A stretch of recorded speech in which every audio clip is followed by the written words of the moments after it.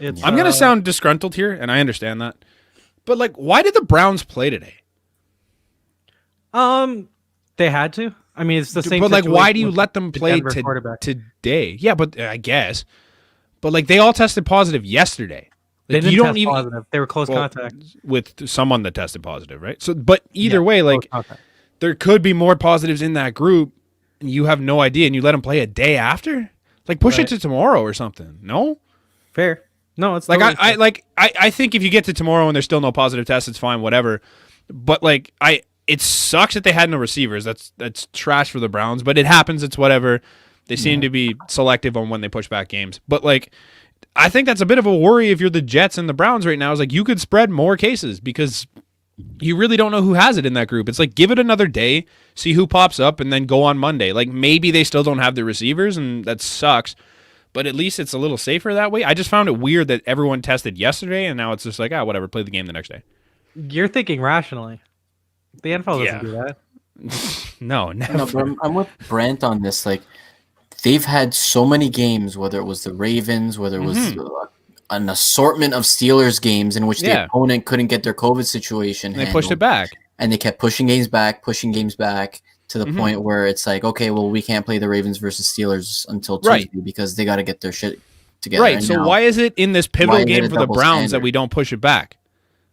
I'm all for playing games in the NFL because I want to watch football. But at the end of the day, if you're not going to hold that same precautions and that standard to all teams, what kind of rule is it then? Exactly.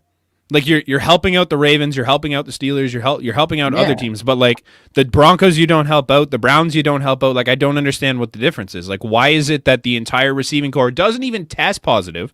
They're just in close contact, and you sit the entire receiving corps and say, yeah, you're playing anyways. They didn't have a receiver.